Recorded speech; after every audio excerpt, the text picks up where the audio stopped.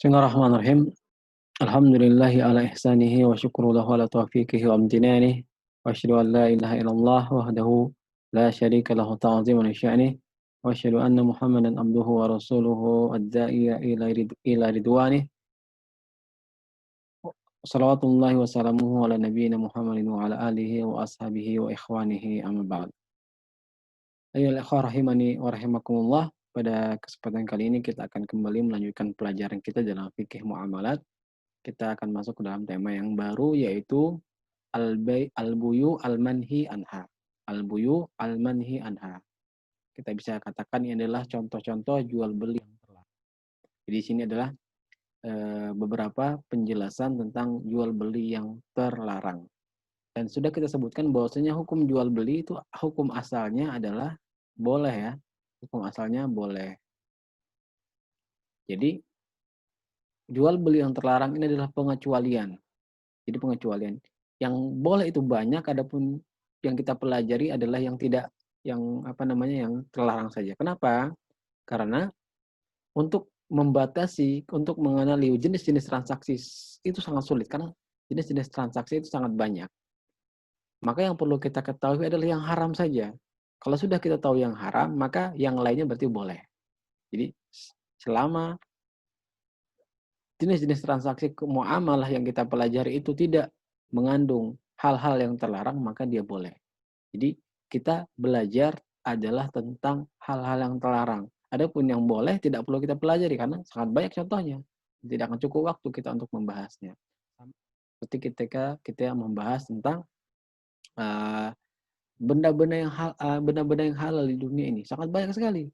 Kalau kita ingin menyebutkan, sangat susah sekali kita menyebutkannya. Berbeda ketika kita ingin menyebutkan benda-benda yang haram, benda-benda yang tidak boleh kita gunakan, maka sangat terbatas. Maka ini untuk memantau orang-orang yang mengatakan mencari yang halal, mencari yang haram aja susah, apalagi yang halal. Yang haram itu gampang, Mbak. Yang halal itu banyak, gampang mencarinya. Kalau seandainya seorang pergi ke pasar, dia mencari benda-benda yang halal sangat banyak. Kalau dia ingin mencari benda yang haram, bisa bisa dihitung dengan jari. Babi dan yang lainnya semuanya bisa dihitung dengan jari. Jadi yang kita pelajari adalah al-buyu al-manhi anha, yaitu jual beli yang terlarang. Karena jual beli yang terlarang ini terbatas dan bisa dipelajari. Type. Secara garis besar, maka bisa kita katakan type. Jual beli yang terlarang itu bisa kembali ke 8 sebab yang utama. 8 sebab yang utama yang sudah kita sebutkan pada pertemuan-pertemuan awal. Pertemuan pertama dan pertemuan kedua sudah kita sebutkan bahwasanya haramnya transaksi jual beli itu bai'un muharram itu ada 8 sebab. Yang pertama adalah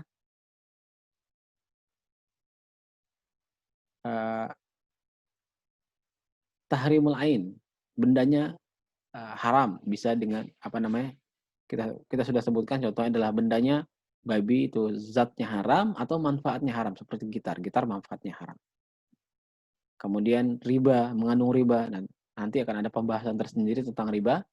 Jadi jual beli yang terlarang adalah jual beli yang di dalamnya ada riba. Kapan saja ada riba dalam sebuah transaksi jual beli, maka dia terlarang.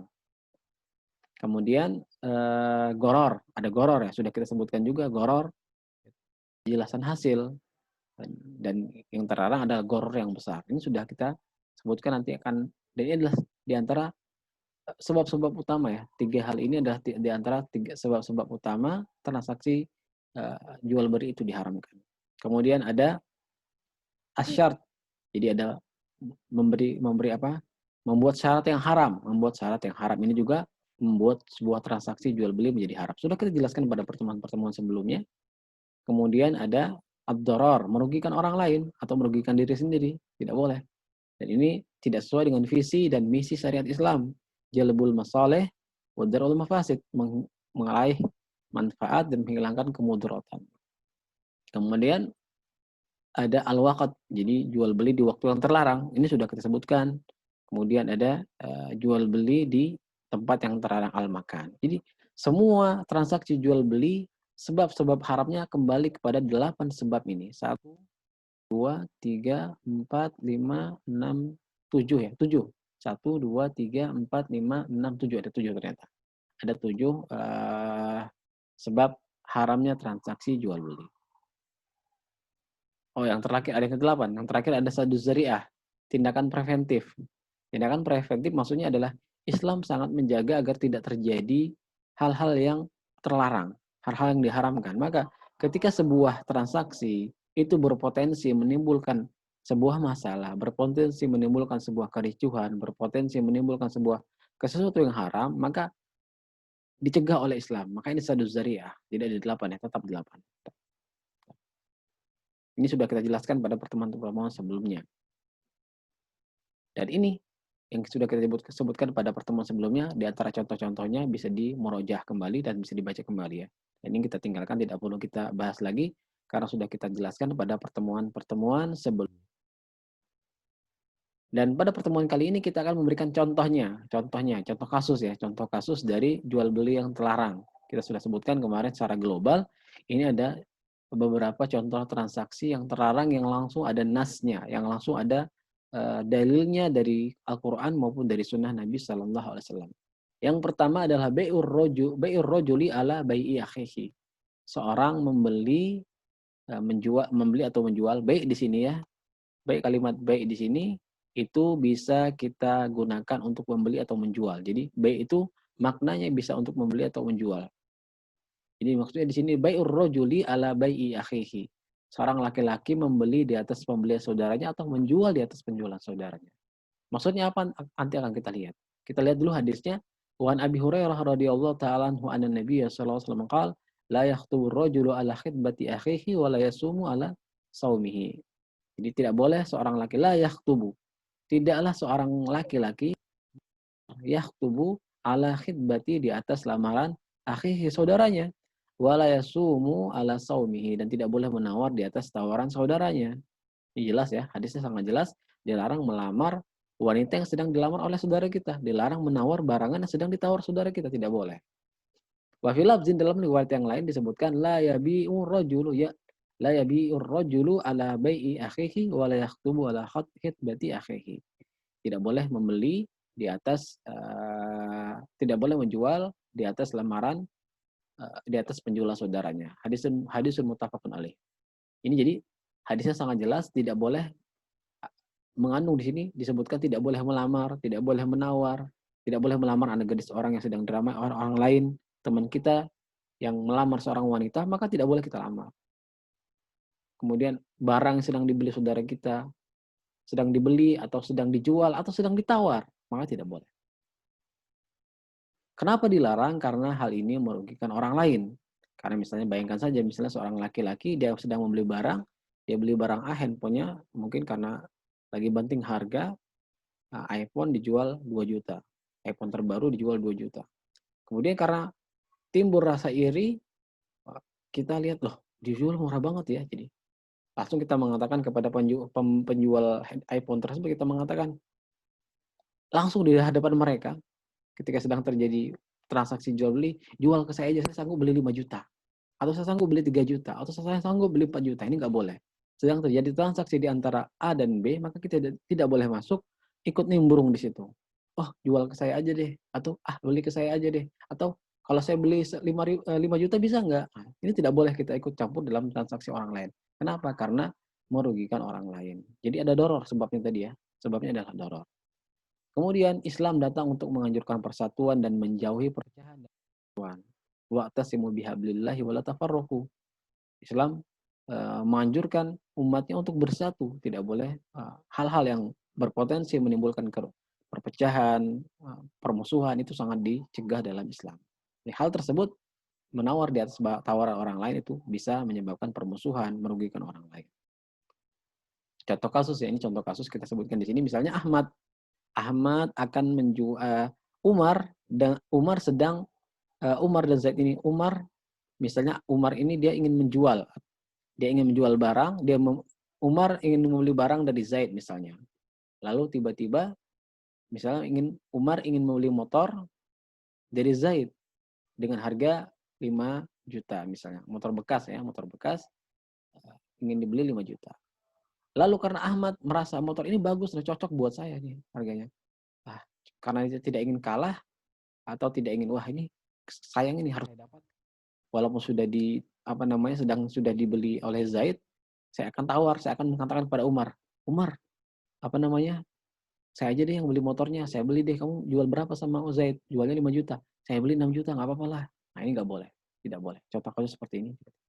Atau Umar menjual motor ini kepada Zaid.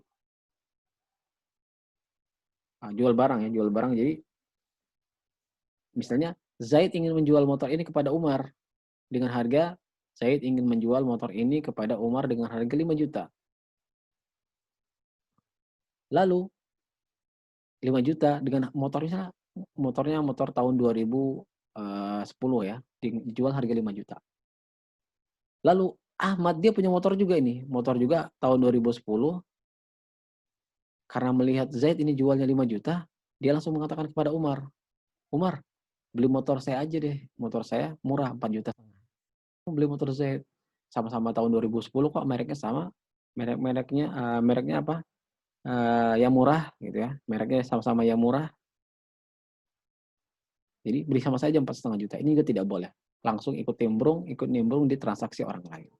Atau contoh yang lain misalnya, belum terjadi transaksi, baru terjadi tawar-menawar, Zaid lagi nawar motor yang dijual oleh Umar. Baru tanya-tanya nih, berapa dijual motornya? 10 juta, 10 juta misalnya.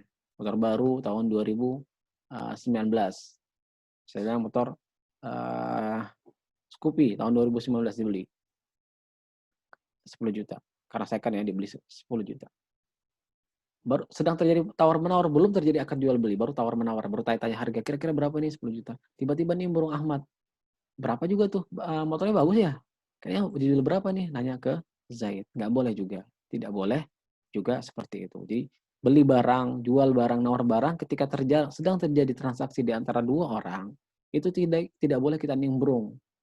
Tidak boleh nimbrung ke sana. Karena kenapa? Karena hal tersebut akan berpotensi menimbulkan di Zaid ini ngomong kan dalam hati, Ahmad ini ngapain sih? Orang lagi transaksi sama Umar kok dia ikut campur? Kenapa sih ya seperti itu? Meskipun dia kadang tidak menampakkan, tapi dia menyembunyikan, tapi akan ada sesuatu dalam hatinya.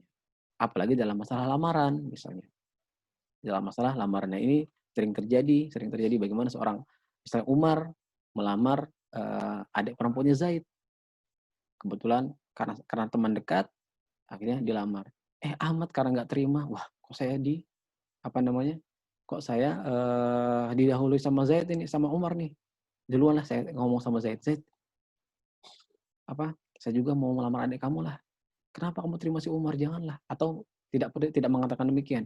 Saya juga mau melamar adik kamu. Kita sama-sama saingan. Oh tidak boleh seperti itu. Tidak boleh dalam Islam. Kalau sudah Umar datang maju ke sini, datang melamar, maka Ahmad tunggu sampai Umar menyelesaikan urusannya. Apakah diterima atau enggak, baru nanti kalau sudah jelas urusannya, misalnya diterima, kalau nggak diterima, ya baru Ahmad maju. Tapi kalau masih belum jelas, masih sedang dalam proses, maka tidak boleh dia melamar di atas lamaran saudaranya.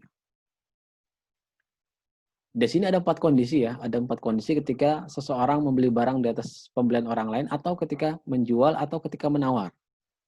Kita berikan contoh untuk membeli saja. 4 kondisi ketika seorang transaksi terjadi jual beli, kemudian ada orang ketiga yang ingin masuk. Kapan dia boleh masuk? Kapan dia boleh masuk?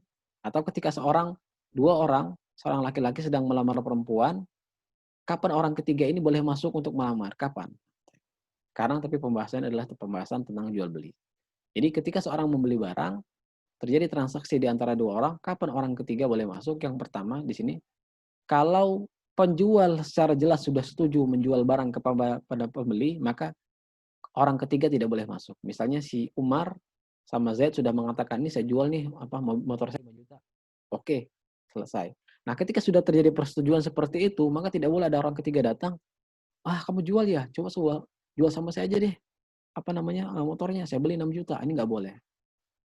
Kemudian yang tidak boleh ya, kita jawab yang tidak boleh dulu, tidak ada tanda-tanda setuju atau tidak setuju. Diam aja. Tidak ada, nggak jelas. Jadi ketika si Umar menawarkan motornya, "Kamu mau beli nggak?" Si Umar jual motor 5 juta. Sama Zaid ditanya, "Berapa motornya?" 5 juta. "Oh, 4 juta ya?" Terus Umarnya diem. Dia nggak ngomong apa-apa. nggak beri jawaban. Dia nggak bilang setuju juga, tidak bilang tidak setuju, nggak marah, nggak apa, diam aja gitu. Maka ini tidak boleh datang orang ketiga, "Oh janganlah biar sama saya aja 7 juta," nggak boleh. Karena tidak ada tanda-tanda setuju atau tidak setuju, diam saja. Kemudian yang keempat, ada tanda setuju namun tidak tegas dan jelas. Kayaknya sih setuju gitu kan. Misalnya, apa namanya, Umar sama Zaid tadi, ketika ditawar barangnya oleh Zaid, misalnya jual motor 5 juta, ditawar sama Zaid 4 juta. Terus kata Umarnya, 4 juta sebenarnya boleh sih. Sebenarnya 4 juta harga yang bagus. Ini. Tapi Umar tidak mengatakan setuju atau tidak. Dia cuma ingin 4 juta harga yang bagus lah, harga yang pantas lah untuk motor ini. Tapi dia tidak mengatakan oke, nggak mengatakan oke. Tapi dia sepertinya sih setuju. Nah ini juga kalau sudah seperti ini tidak boleh ada orang yang masuk. Kapan bolehnya kalau penjual secara jelas tidak setuju menjual barang kepada pembeli? Boleh orang ketiga masuk. Misalnya terjadi transaksi jual beli, si A nawar, si Umar sama Zaid. Zaid nawar barang motornya tadi. Berapa harganya 5 juta? Saya beli 2,5 juta ya. Enak aja kata si Umar. Gak jadi, nggak saya jual. Boleh datang orang ketiga, misalnya Ahmad datang, oh ya udah saya jual deh. Saya beli deh motornya berapa? 5 juta. Ya udah saya beli 4,5 juta saya tawar. Oke, setuju. Boleh. Jadi ketika jelas penjual itu secara jelas tidak menjual barang kepada pembeli, maka boleh datang orang ketiga. Tapi ini membeli di atas pembelian orang lain ya. Kemudian yang kedua adalah an-najsyu. An-najsyu. An-najsyu itu adalah az-ziyadah fi samani sil'ah mimman la yuridu syira'uha. Mimman la yuridu syira'uha. Jadi an-najsu ini adalah jual beli yang terlarang. Contoh jual beli yang terlarang yaitu menawar barang dengan harga lebih tinggi namun tidak niat beli. Menawar barang dengan harga lebih tinggi namun tidak berniat membeli. Jadi az-ziyadah fi saman. Dia nawar barang, ada orang jual barang, dia jual barang, dia posting di Instagram misalnya, 10 juta nih motor dijual. Terus ada yang nawar, 11 juta deh saya beli. Akhirnya dia banyak yang nawar atau misalnya di pasar lah nawar barang. Ada orang sedang apa namanya? Misalnya ini terjadi ketika jual beli lelang ya, misalnya sedang lelang, seorang sedang melelang barang, mungkin karena terjadi apa namanya? Dia bangkrut, kemudian oleh pihak yang berwenang melelang barang-barang orang ini untuk dibayarkan menutup hutangnya.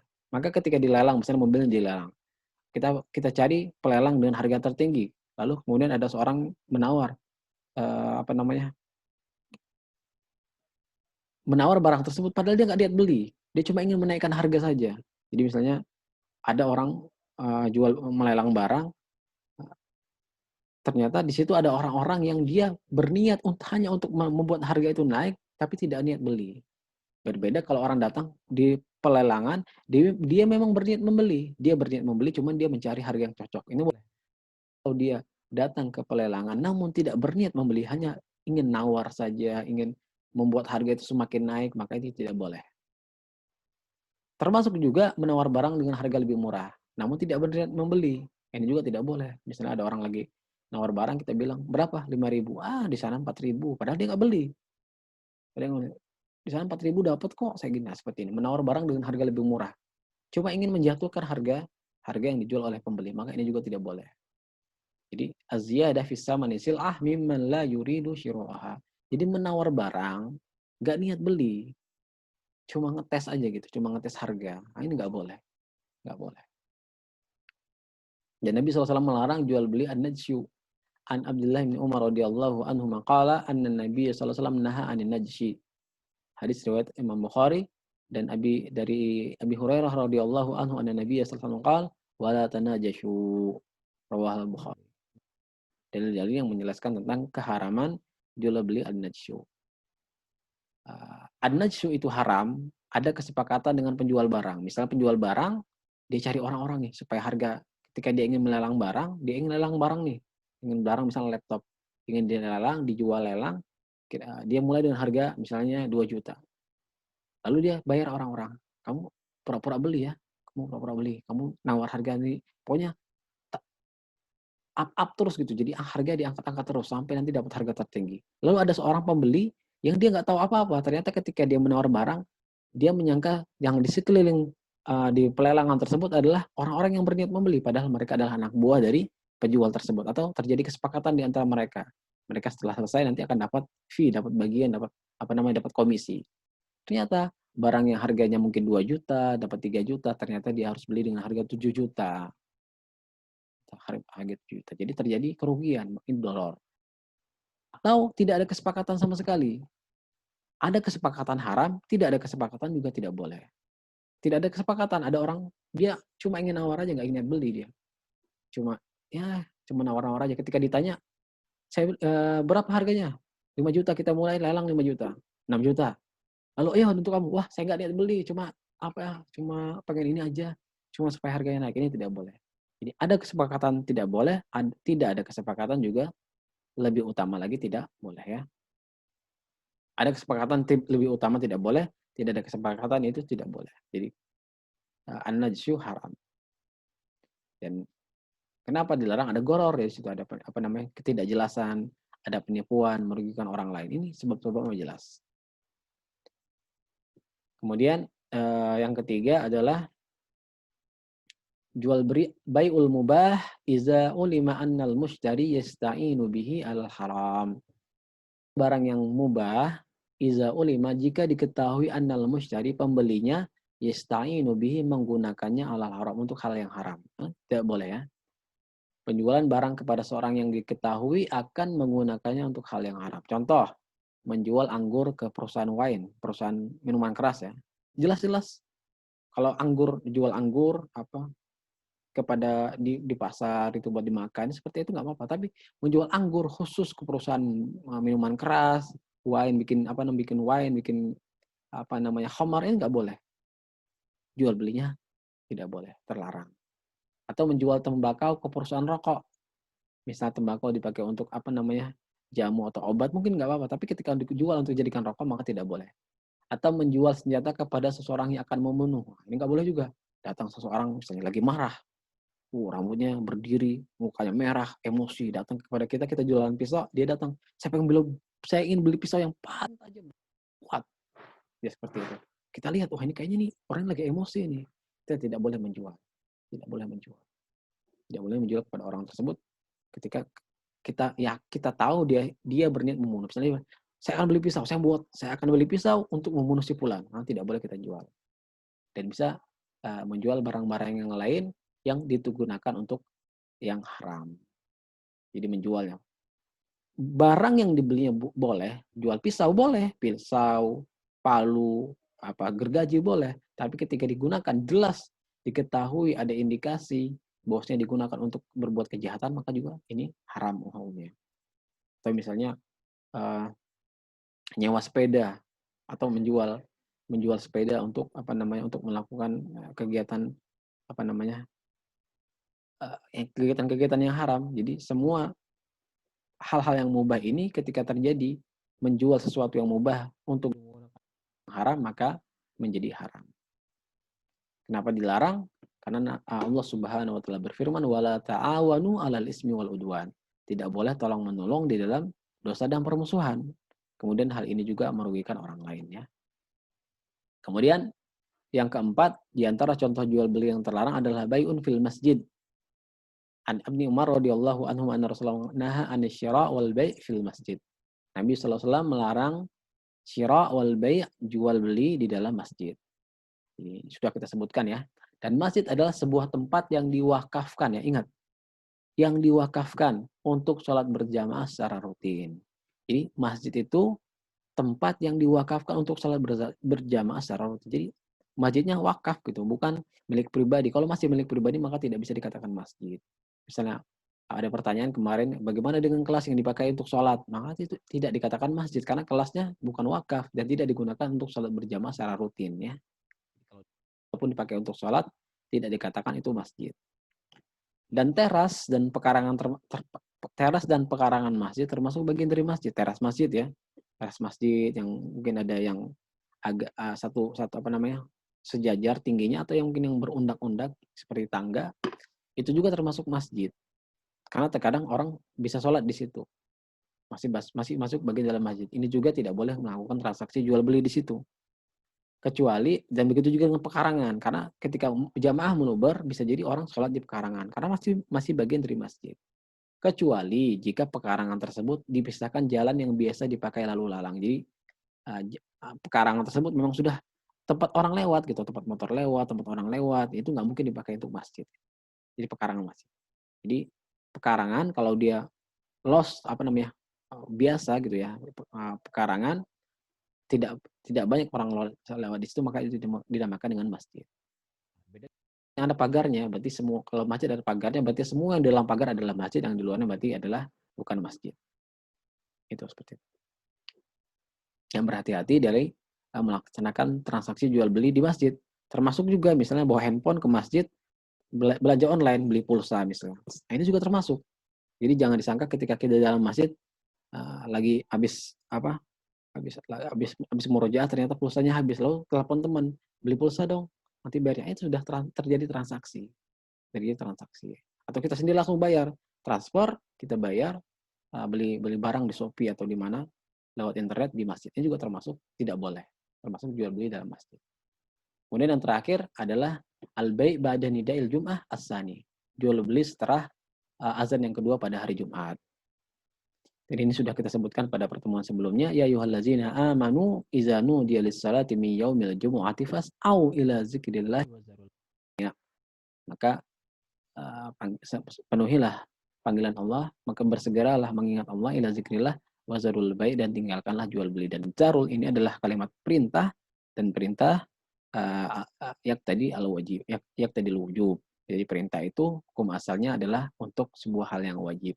Jadi ketika sudah azan yang kedua, maka tidak boleh lagi mengadakan transaksi jual beli. Harus tinggalkan sudah langsung mengingat Allah Subhanahu wa taala, melaksanakan sholat Jumat. Ini berkaitan dengan contoh-contoh jual beli yang terlarang, ada 5 ya di sini disebutkan. Dan ada masih banyak lagi, tapi kita cukupkan 5 dulu. Insya Allah pada pertemuan-pertemuan berikutnya atau dalam kesempatan yang lain akan kita sebutkan beberapa contoh transaksi yang dilarang. Intinya semua transaksi yang dilarang itu kembali kepada 8 sebab yang sudah kita sebutkan. 8 sebab haramnya transaksi.